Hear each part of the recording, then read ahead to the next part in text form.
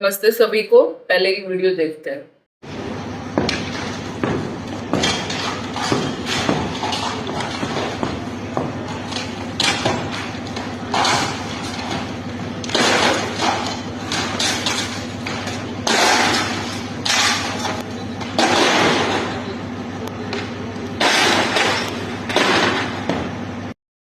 अभी आपने जो वीडियो में घर देखा, ये उन आरोपियों का है जिन्होंने भाई तरुण को बड़ी बेरहमी से मार दिया।